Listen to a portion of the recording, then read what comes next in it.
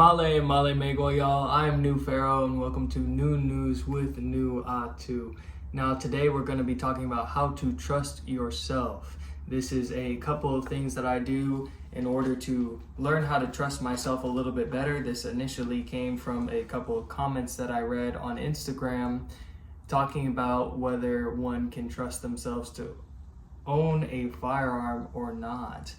And the initial part that I took issue with was not the owning of a firearm. I don't believe that everyone needs to own a firearm. I don't believe that everyone needs to be a warrior, okay?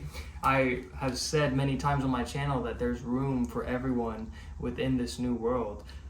The thing is, if you cannot trust yourself to own a firearm, then we have some work to do, okay? And it may not even need to be framed as work so much as we have some remembering to do. So, remembering how to trust yourself.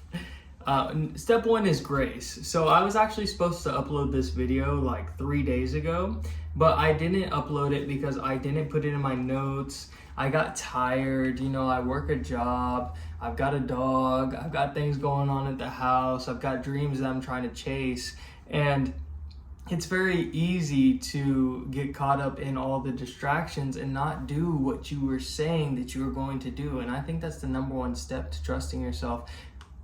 But first, you need some grace. So when you fall short, understand that everything is a teacher. People will interact with you and show you what you're willing or unwilling to put up with, as well as what you're unwilling or willing to emulate yourself. So whenever you have some unwanted experiences with others, sometimes that's just there to show you, I don't want to act like that. And I actually don't want to permit that in my life. If you can have grace for yourself, you can have grace for others. And if you can have grace for others, you can have grace for yourself. I know a lot of people who say I have a lot more grace for others than I have for myself. But you've shown yourself that you have the capacity to have that level of grace.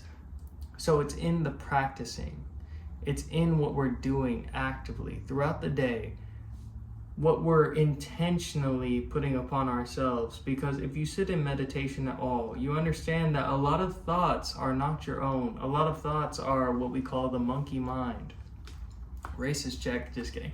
But a lot of thoughts are of this, seemingly unimaginable entity that really doesn't align with yourself at all. And so when you sit in meditation and you try to have no thoughts and you realize all these thoughts are racing constantly and you don't even identify with most of them, then you should be able to give yourself more grace throughout the day to understand that whenever you have thoughts that are unpleasant or that don't seem to align with who you are, what you value, that you can give yourself grace in the moment and say, that's not really me. What truly matters is your actions. I understand that thoughts turn into actions, but it is important to have grace for yourself whenever sometimes thoughts come into your mind that seem to have nothing to do with you. It's also imperative to understand what you do not have grace for. For me personally, it's abusers and oppressors. I understand that every bully has some sob story and this and that, and this is why they took it out on this person. But that doesn't mean that I'm going to allow that behavior to continue, no matter what form it comes in. So understanding what you do have grace for and what you don't have grace for, both of these are equally as important. Step two is witnessing. So examine yourself. Through past memories of past actions and thought processes, both positive and negative. You want to compare them to how you would behave now, ideally. Now, here's where some idealism comes in. But the important part is, if you are shooting for the stars, you'll land on the moon. That's a thing that I commonly say. Because if you are working from your idealism, then at the very least, you will have shot so far towards your goal, which is honestly for most people perfection, or at least goodness and love and prosperity. And these are assumptions that I'm making, assuming that you're not someone who wants to take advantage of people and wants to bring harm to people for no good reason. I assume that you are moving through the world with compassion that you would also give to yourself. And so in this, if you use your idealism to compare to things from the past, then you can understand how far you've come, right? Because whenever you're looking at past behaviors and thought processes, if you can see that there was wrong in those behaviors, then you can see that you have obviously grown in some way, shape, or form. And likewise, if you see that there was goodness in those thought processes or behaviors, then you can see that you actually can trust yourself, that you have been good, that you have executed in the way that you want to execute, right? Because that's what it all comes down to. And most importantly, you have to ask yourself what you've learned and what you've applied since then, especially in the unfavorable moments, whenever you've had times that you just wish that you could take back whatever you said or did. Well, what did you learn from that? And what have you applied since then? Because obviously your yearning to take back what you did implies that in this moment now you would have treated the situation differently, and maybe it was just meant to teach you that lesson. Because a lot of the times we're moving through ignorance. We only know as much as we've experienced. And so it's not right for us to not have grace for ourselves, step one, and hold ourselves accountable for things that we just didn't know, for things that we did not experience yet. The important part is that we learned from it and that we've grown. Now, interrogation is the next step, and this where it becomes a little bit more, I don't want to say intense. It shouldn't be intense, but interrogation is already a tense word, right? You're supposed to examine yourself in this step. Through past memories, right? We want to not judge, but you can feel what you have to, because judgments are often, honestly, I'm gonna be real, it's kind of like a Judeo-Christian, Roman, systemic way of thinking, and where we're supposed to never judge, but like every time that you decide to eat in one place as opposed to the other, that's a judgment. Every time that you decide to put on a certain clothing, or that you say your favorite color is XYZ, that's a judgment. So also decolonizing ourselves is very important to the cause. Feel what you have to. You know, I mean, it can be used for this exercise in this interrogation. Whenever you're looking at things, you can use the various judgments that you have about it to interrogate those judgments and be like, why do I even have those? So the questions to ask are, what are my deeply held beliefs? Then ask, when and how did I come to form this belief? Then ask, what do I know to be true? And then examine what of these can be verified through independent findings. And feel free to leave questions unanswered. Okay, so when you're asking, what are my deeply held beliefs? It is meant to be something that you are comfortable with, because they're things that consistently guide your life already.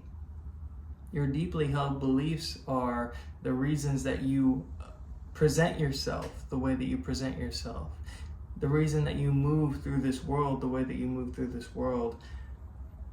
And so whenever you're asking what your deeply held beliefs are, the most important step is asking, who told me that I should believe that? And why did they tell me that I should believe that? And understanding what is, essentially we're all playing social games. What is the game that they're playing that the person who told me to believe XYZ would win if I believed and act according to XYZ? And ask yourself, Am I willing to play that game? Do I truly believe that? Same thing with things that you've independently believed. That's where the verification comes in. What do I know to be true? What can be verified through internal and external sources? And if things from external, guys, I'm gonna jump way off the deep end right here. Flat Earth, okay? Let me be clear. I'm not a flat earther. Flat Earth cannot be independently verified by many people. They do not have the access to be able to travel around the world. Now, that kind of brings up an underlying problem that many people cannot travel around the world to verify for themselves that the Earth is in fact not flat. But there are things that you can do experimentally to verify that the Earth is not flat. Anyways, my greater point being, I understand when people are skeptical about things that they have only been told but not have been able to verify for themselves. And that is actually more important than just believing whatever the status quo believes. And I know that might be dangerous to say, but the system that we live in occupation of is very dangerous. Look at what they were willing to do to the natives. Look at what they were willing to do to black people. Look at what they were willing to do to immigrants. Look at what they were willing to do overseas. Look at what they're doing now. Okay, so we have to understand that we are dealing with a hostile environment, and that I would rather you believe in what is independently verifiable than just continue to consume whatever this system produces. Okay, and like I said before, I'm not a flat earther. I don't believe that you should be a flat earther. I know that there are ways to independently verify that the Earth is not flat, okay? So, I mean, it's one of those things where it's almost better to leave things up to question, like I said. Like I said at the bottom here, examine what can be verified through independent findings and feel free to leave questions unanswered. Feel free to be like, I don't know, until you're presented with an opportunity and information that makes it crystal clear, that you say, okay, I actually do understand this now. Okay, I actually do feel XYZ. I actually do know XYZ. Okay, and until then, you do not have to have every answer. Right? Because that's being dishonest to yourself. Like we talked about before, it would defeat the point of being able to give yourself grace for not knowing everything and not experiencing everything if you thought that you had to have all the answers all the time. You don't. Okay, so give yourself grace. Now, after you verify these beliefs, you have to ask yourself, which of these beliefs do I enjoy? This might be a little woo-woo, but it's led me to trust myself more than I could have ever imagined, to be honest. Of the things that we can prove, of the things that we know to be true, which of these truths do I enjoy? And which ones can I change? The truth is, we are under the occupation of a hostile system that has been at work for thousands of years. I do not enjoy that truth, but it is verifiable. It is fact. Can I change that truth? I have to believe so. Even though I have seen martyrs come and go, even though I have learned from people who have eventually been assassinated by this very system, I have to think and I have to believe that me, independently, can make a difference and can stop this system from consuming us all. You see what I mean? So it's important to be able to examine these beliefs and then ask yourself, which ones do I enjoy? And if I don't enjoy them, can I change them? And to hopefully have enough trust within yourself to say, yes, I can change them. And even if I didn't, then I would rather die trying. And that's how you trust yourself. The next step is being able to proclaim in the present and future. This one gets really easy because what you can do is say, like, if I were to proclaim now, I would say, I am making a video about how to trust yourself.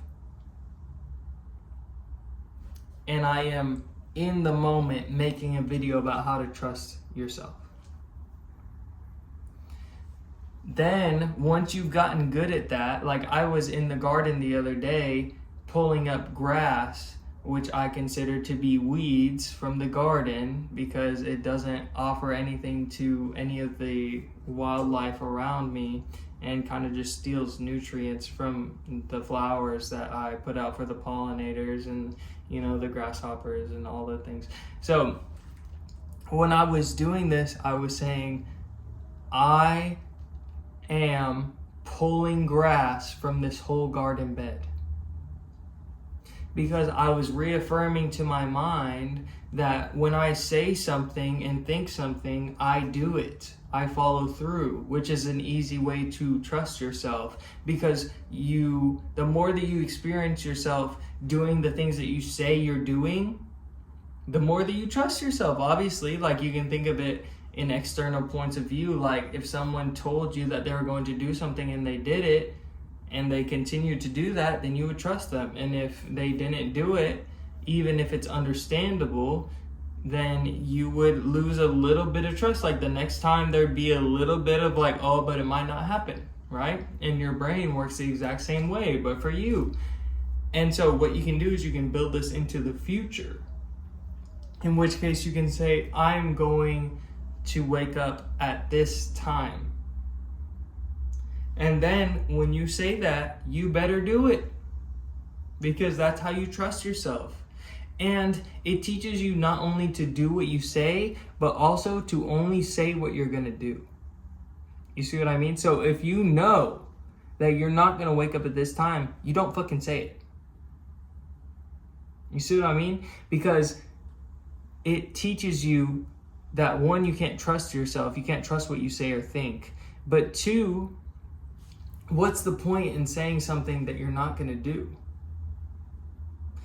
So if you're not going to wake up at XYZ, if you're not going to do XYZ, then you start to learn, oh, I'm just not going to say that I'm going to do that. Like whenever your homies are like, hey, we want you to go to this function, and you're like, I really don't want to fucking do that in your mind, right? But you tell them, oh yeah, for sure, I'll be there. And then you don't show up.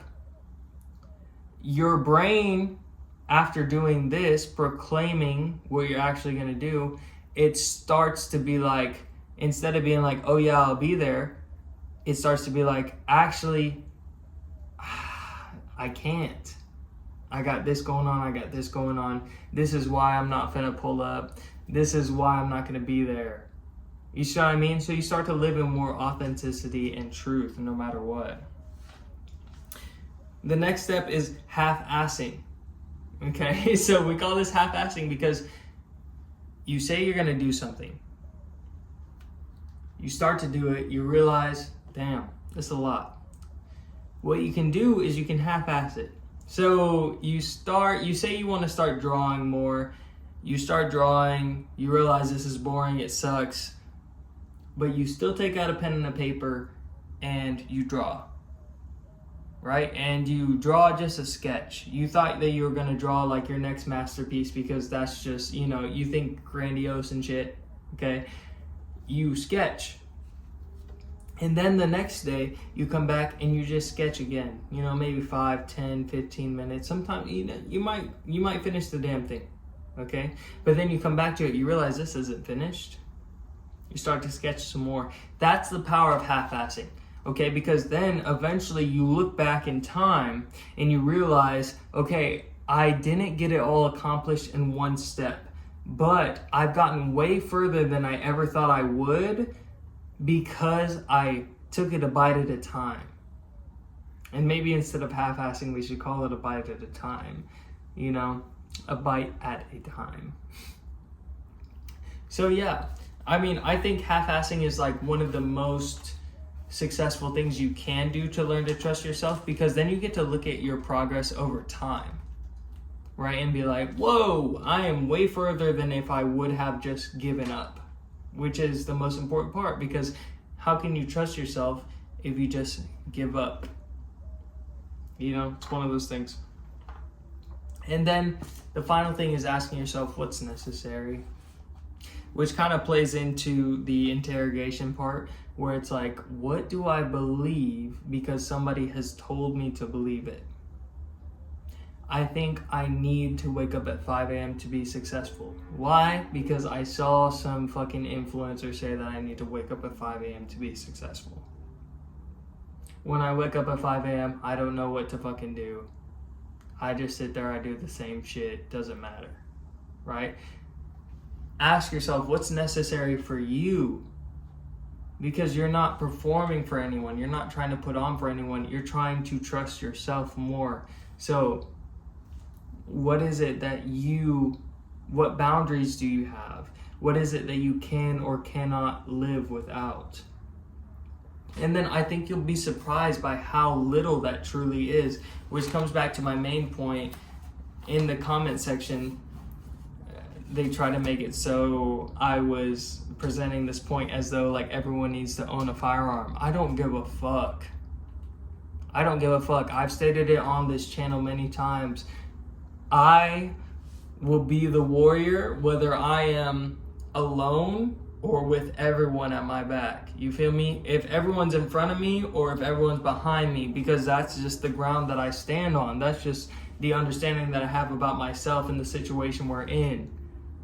I don't give a fuck if you have a gun or not. I am trying to get everyone to the point where they can be trusting in themselves, happy with themselves, content with the world that they live in without having to block out all the tragedies and honestly just grotesquely horrible things going on in this world. And I don't care if you're with that mission or not. You feel me? What's necessary is that I do what I believe. And I believe in helping people. I believe in protecting and defending people. I believe in evolving. I believe in growth.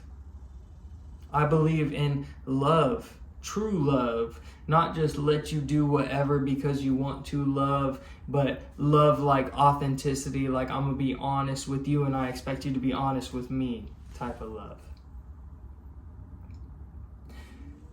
I don't believe that everyone should own a firearm.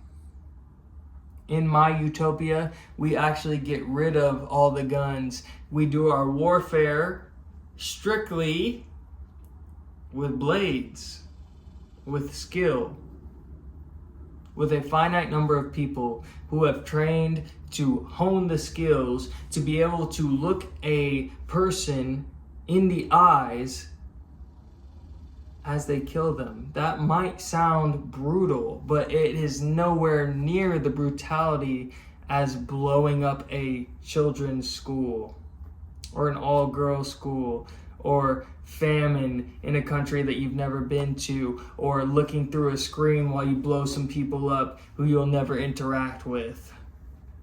Yes, it's meant to be brutal. You are meant to understand and feel and experience the atrocity that you're committing by taking another person's life. It is not meant to be removed. It is not meant to be easy.